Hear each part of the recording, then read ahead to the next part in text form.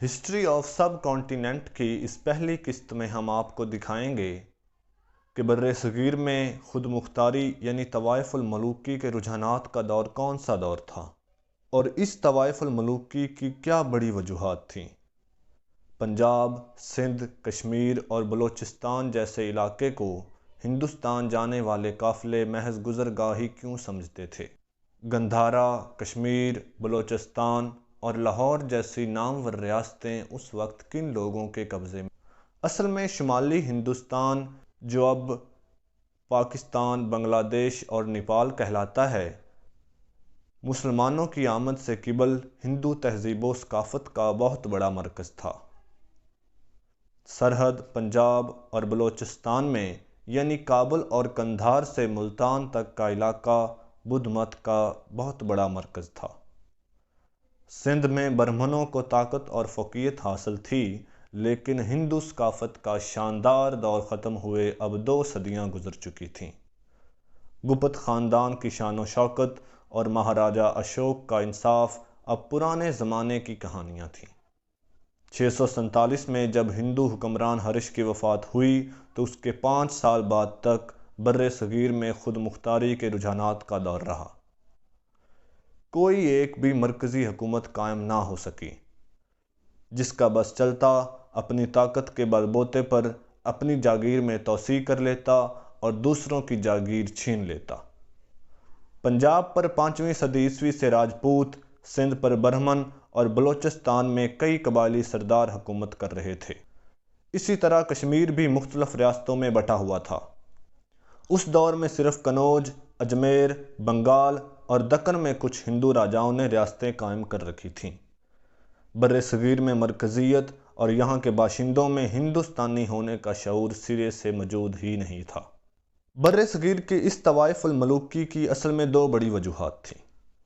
ایک یہ کہ ہندوستان ایک جغرافیائی خطہ تو ہے، لیکن یہ کبھی بھی ایک قوم کا مسکن نہ بن سکا۔ مقامی افراد میں جذبہ قومیت شروع سے موجود ہی نہیں تھا۔ اگر ایسا ہو بھی جاتا تو شمالی اور جنوبی ہندوستان پھر بھی اکٹھے نہ ہو سکتے تھے، کیونکہ دوسری وجہ یہ تھی کہ ان دونوں خطوں کے درمیان قدرتی رکاوٹیں موجود تھیں۔ انہی رکاوٹوں کو مسلمان حکمرانوں نے بھی محسوس کیا تھا۔ دریائے سندھ اور گنگا کے میدان ایک جغرافیائی وحدت تھے، اسے شمالی ہندوستان کہا جا سکتا ہے۔ اس سے نیچے کا علاقہ الگ سے جزیرہ نما نظر آتا ہے۔ شمالی اور جنوبی ہندوستان تہذیبی طور پر 2 الگ الگ خطے رہے ہیں۔ زبان، مذہب، فن تعمیر، آرٹ، لباس، خوراک، غرض یہ کہ ہر شے میں اختلاف موجود تھا۔ اور یہی وجہ ہے کہ پنجاب، کشمیر، بلوچستان اور سندھ کی حیثیت ہمیشہ باقی ہندوستان سے الگ رہی، بلکہ ہندوستان جانے والے قافلے اور فوجیں ان علاقوں کو محض گزرگاہ ہی سمجھتی تھیں۔ قدیم زمانے میں ہندوستان کی حدیں دریائے سندھ کے مغرب کی طرف آتی ہی نہیں تھیں۔ سندھ اور بلوچستان تو دور دراز کے علاقے سمجھے جاتے تھے، گویا عملاً موجودہ پاکستان کا علاقہ ہندوستان سے الگ جغرافیائی اور تہذیبی حیثیت کا حامل تھا۔ دوسری طرف گونڈوانا، راجپوتانہ، نیپال اور آسام بھی کبھی ہندوستان میں شامل نہیں سمجھے گئے، اگرچہ مسلمان حکمرانوں نے سارے علاقے کو اپنے ماتحت کرنے کی کوشش کی۔ اب ہم ان ریاستوں کے بارے میں بات کرتے ہیں جن پر مختلف خاندانوں یا ہندو راجاؤں کی حکمرانی تھی۔ جیسے شمالی ہندوستان کی ایک ریاست گندھارا تھی۔ گندھارا اصل میں ٹیکسلا اور اس کے ارد گرد کے علاقے کو کہتے ہیں۔ یہ قندھار سے سوات تک اور کابل سے جہلم تک کا علاقہ تھا۔ کبھی یہ ریاست راجہ اشوک کی عظیم الشان سلطنت اور بدھ مت کا بہت بڑا مرکز تھی، لیکن اب یہاں ایک کھشتری خاندان حکومت کرتا تھا جو علم دشمنی میں مشہور تھا۔ 9ویں صدی عیسوی میں اس کی جگہ ایک ہندو خاندان حکمران ہوا۔ اسی خاندان کے راجہ پال کو پہلے سبکتگین اور پھر محمود غزنوی نے شکست دی۔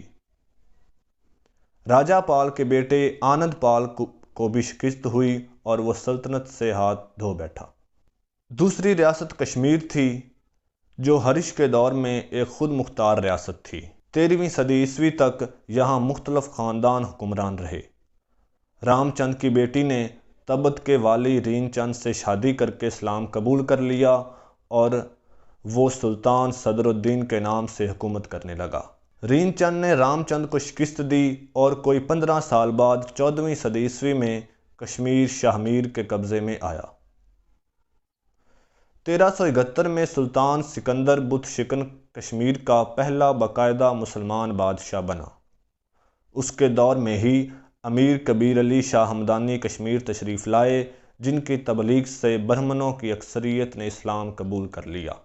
ایک اور ریاست بلوچستان بھی تھی، جو اس وقت پاکستان کا صوبہ ہے۔ بلوچستان اصل میں ہندو راجاؤں کے قبضے میں تھا۔ یہ علاقہ مرکز سے بہت دور تھا۔ قبائلی جنگیں عام تھیں۔ 1540 میں جب ہمایوں ہندوستان پر حملہ آور ہوا تو اس نے بلوچوں کو یہاں سے نکال کر پنجاب میں آباد کر دیا۔ اسلام قبول کرنے میں بلوچستان سب سے آگے تھا۔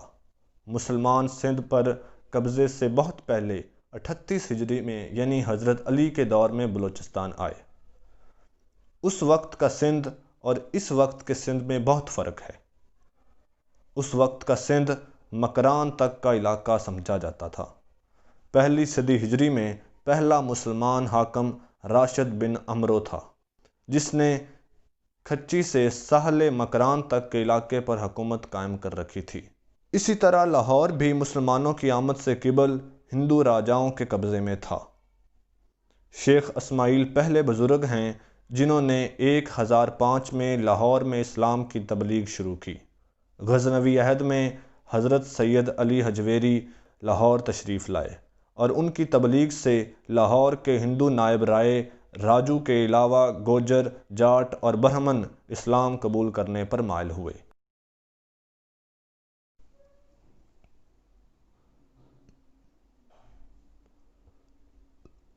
دوستو، ہسٹری آف سب کانٹیننٹ کی اس پہلی قسط میں ہم نے آپ کو بر صغیر کی چند ضروری معلومات فراہم کی۔